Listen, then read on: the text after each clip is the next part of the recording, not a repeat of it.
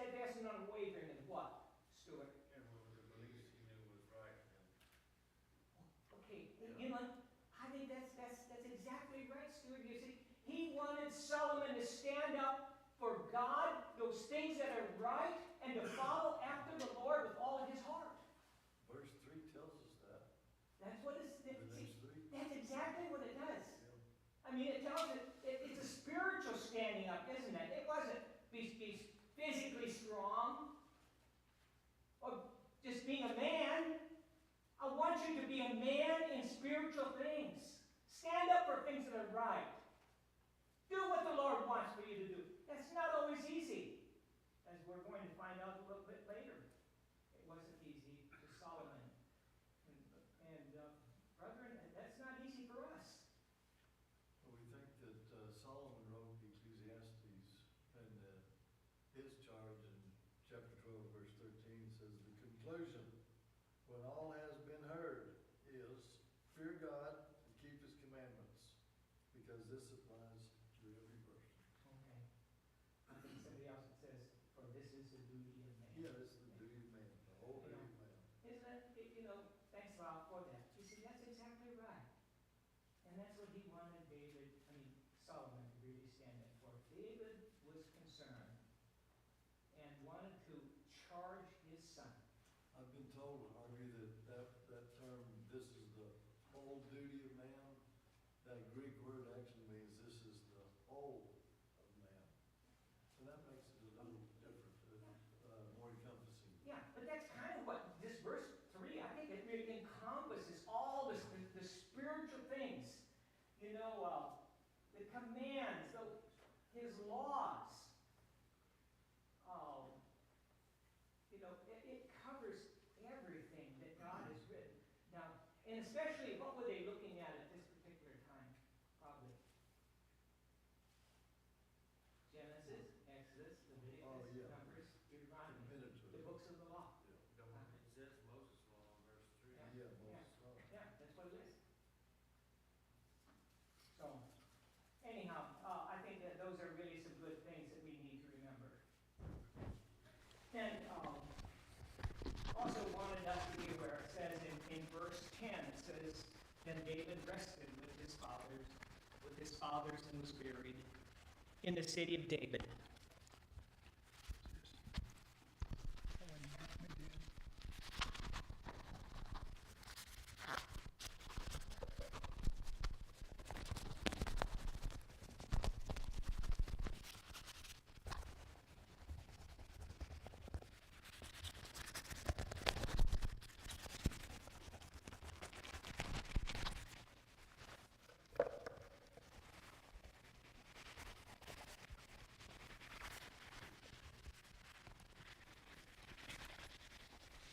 Okay, it says he reigned 40 years over Israel, 7 years in Hebron, and 33 years in Jerusalem. So Solomon sat on the throne of his father David, and his rule was firmly established. Then I want to jump over to chapter 3. Chapter 3.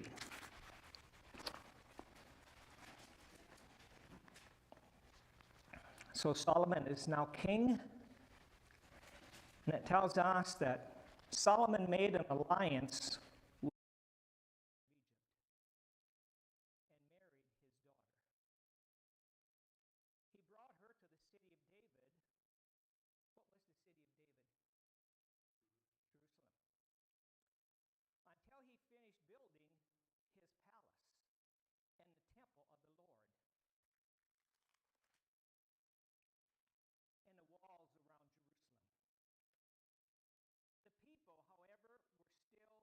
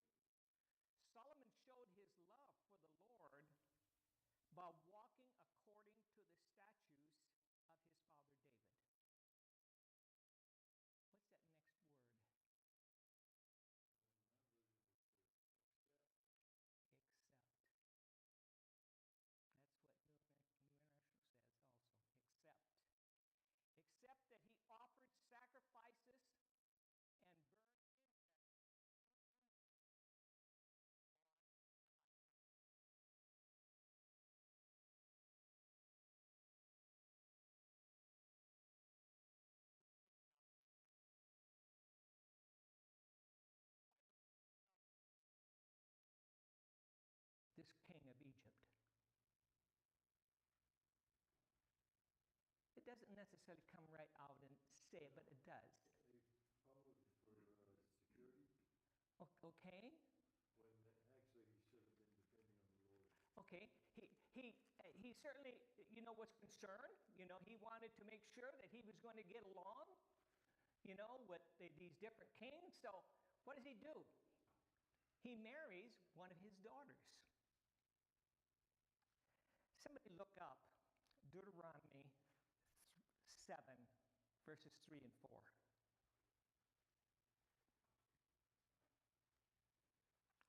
Deuteronomy 7. Furthermore, you shall not marry with them. You shall not give your daughters to their sons, nor shall you take their daughters for your sons. Okay, okay, That's Moses' law. yeah. This was It- Moses' law. Yeah, Deuteronomy. And this is what Solomon was under it. And it tells us, that God had said, don't do this, children of Israel. And especially David has given, what David's instruction was to him is to follow God's law. But here we find right away that he said, well, I'm going to do something for probably a political reason. Why do you think that was the law in Moses' law? Well, I think it really had said, is that they would lead you away from the Lord. And that's always the real danger, that the Lord was trying to emphasize to his people.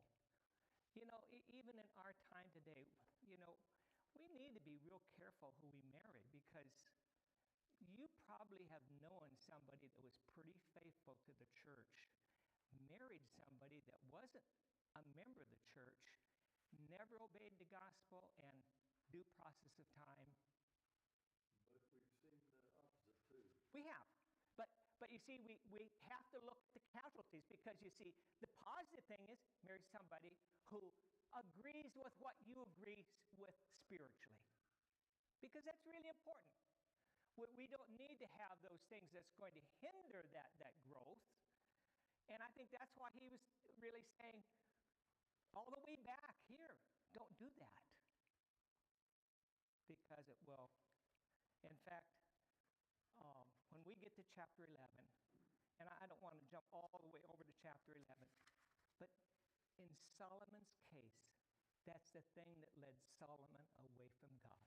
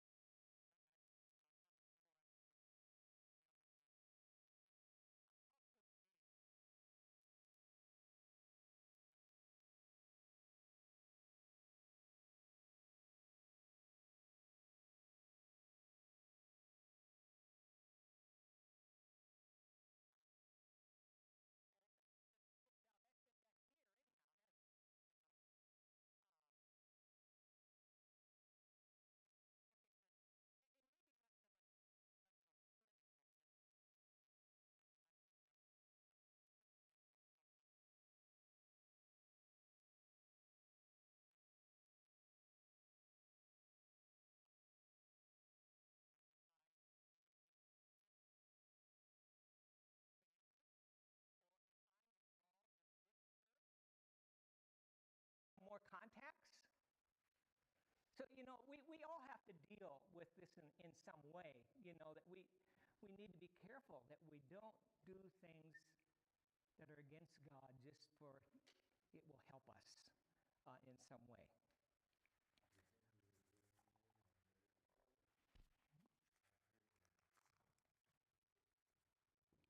Okay, let's go on. Then in verse 4 it says, and the king went to Gibeon to offer sacrifices, for that was the most important high place. Well, what were these high places? I never talked with you a little bit about that. Anybody know what the high places were? I think it's top of the mountains, wasn't it? Okay, yeah, at least it was a high point, in whatever area they may have been in. And it's my understanding it was the Canaanites that oftentimes went to the high places to do their worship. And here we find Israel doing much of the same thing. And it goes on, it says, the king went to Gibeon to offer sacrifices, for that was the most important high place, and Solomon offered 1,000 burnt offerings on that altar. At Gibeon, the Lord appeared to Solomon during the night in a dream. And do remember that. This is the first time that God appears to Solomon. And how does he appear to him? In a dream. And again, this was, God oftentimes appeared to people in a dream. And a little bit later, we'll talk more about that. And God said, ask for whatever you want me to give you. I want to just stop there for just a moment.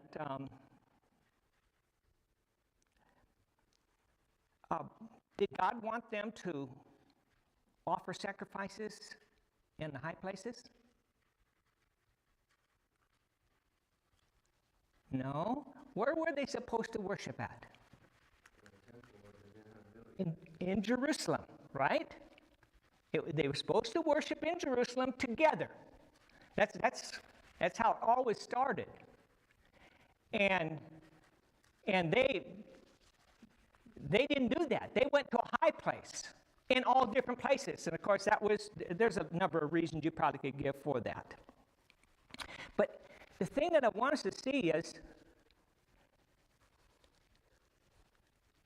how did God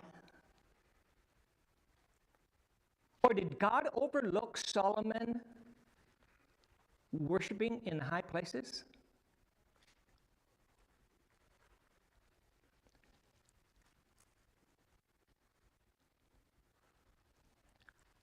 Well, I'm drawing a conclusion. Does Deuteronomy 12:2 and 5 address this?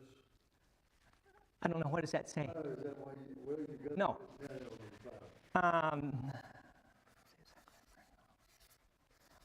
Go ahead and read that, yeah. Deuteronomy 12, 2 through 5. You shall utterly destroy all the places with the nations whom you shall dispossess, serve their gods, on the high mountains and on the hills and under every green tree. And you shall tear down their altars and smash their sacred pillars and burn their Asherim with fire. And you shall cut down the engraved images of their gods, and you shall obliterate their name from that place. You shall not act like this toward the Lord your God, but you shall seek the Lord at the place which the Lord your God shall choose from all your tribes to establish his name there for his dwelling, and there you shall come. Okay.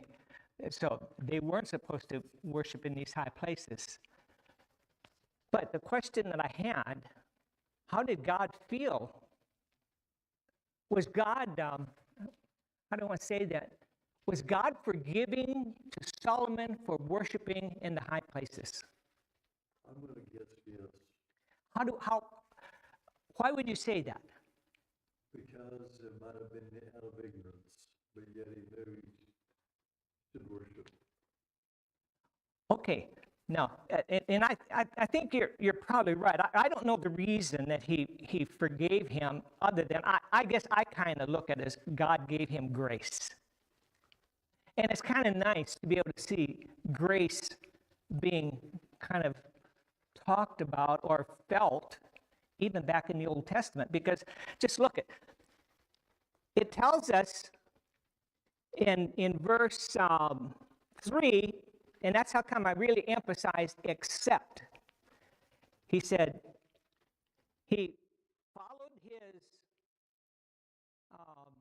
Solomon showed his love for the Lord by walking according to the statutes of his father David, except he kept worshiping in the high places.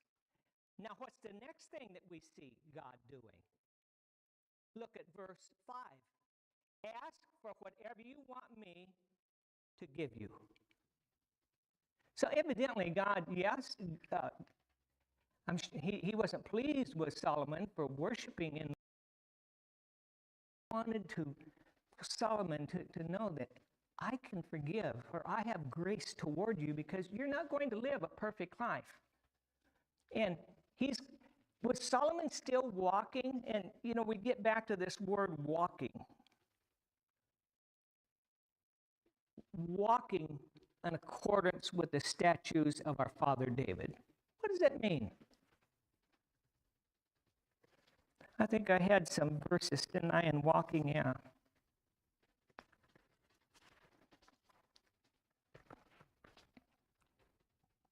What does that mean, to walk? Doesn't it have something to do with that when you look at my life, I'm striving to please the Lord? I think it all goes back to verse 3 of chapter 2 again.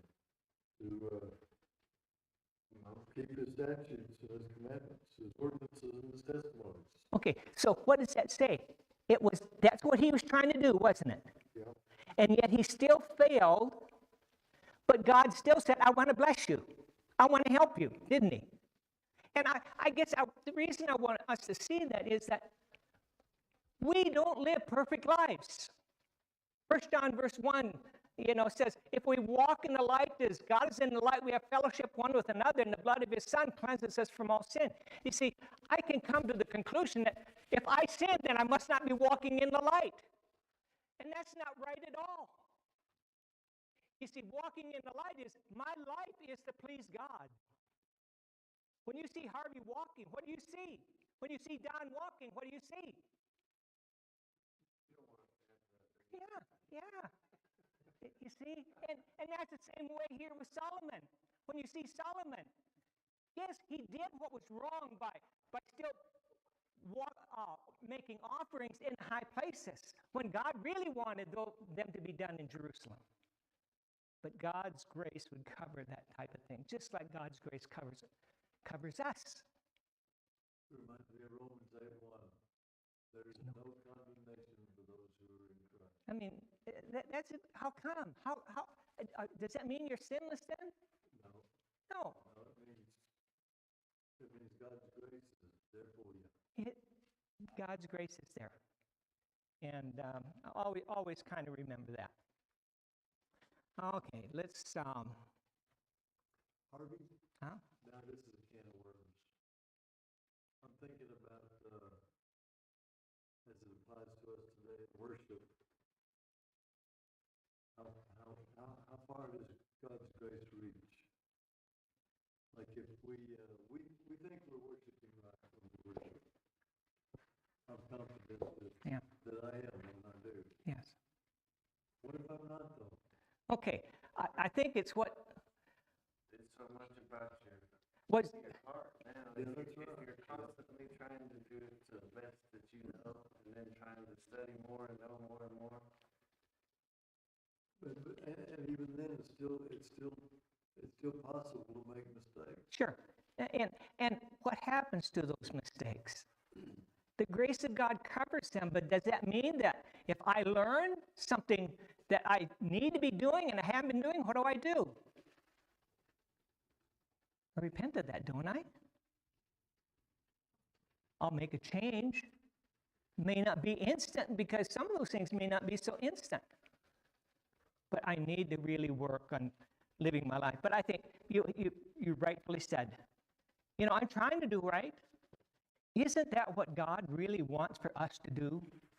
I'm trying to do right based upon his word. It's not based upon my feelings. It's based upon, and it goes back to the very beginning that David, again, was telling Solomon, you follow the statutes, you follow his decrees, you follow his commandments. That's what Solomon was trying to do, and yet, even in so trying, he still failed. You know, David realized that he could teach his son to not make the same mistakes he made. And that's the thing we can learn. We can learn from other people's mistakes. I remember I used to tell my driver ed students that. Learn from their mistakes. Don't let distractions be in the car. Mm-hmm. And you know, same is true with living the Christian life. You can learn from other people's mistakes, and you don't need to make the same mistakes. Yeah, sure can. And I think that's what David's telling Solomon. Yeah, I think that's exactly right. You know, he certainly is telling Solomon to do his best to really follow the ways of the Lord. And that's all that any one of us can do. Well, I want to jump down to verse 7. Which chapter are you? I'm still in chapter 3. You know, verses 6 talk about, you know, that's some nice thing he says about his father.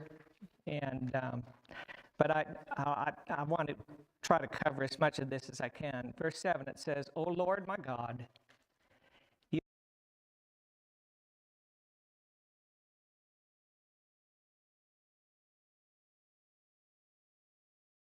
how to carry out my duties.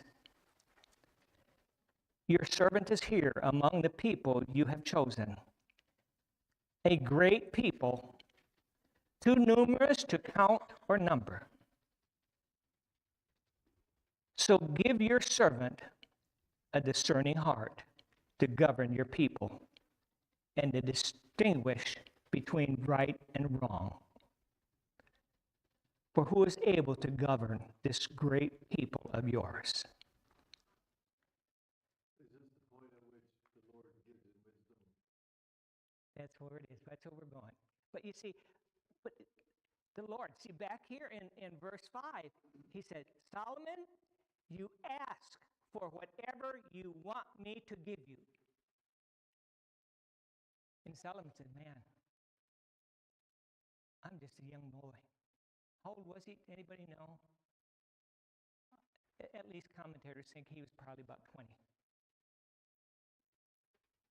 And of course, David ruled for 40 years, so that means that David really grew up all the time that, you know, David was ruling. You know, we have all these questions. God gave him wisdom. What did he do with it? I mean, I used it in places, but why did he take so many lives? How wise is that? Okay, well, let's talk about that. No, let's go ahead because we're not going to get very far. No, it isn't. But we'll get there. Okay, let's just hold that for a minute. But anyhow, he just, you can see Solomon. You know, does Solomon really want to be a good king? Yeah, he does. He said, "Lord, I'm only a child. How do I rule these people of yours so that it's right and it's fair?"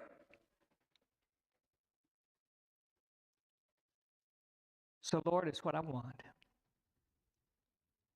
Give your servant a discerning heart. A discerning heart, showing outstanding judgment, understanding, to be a supreme judge for you, for your people.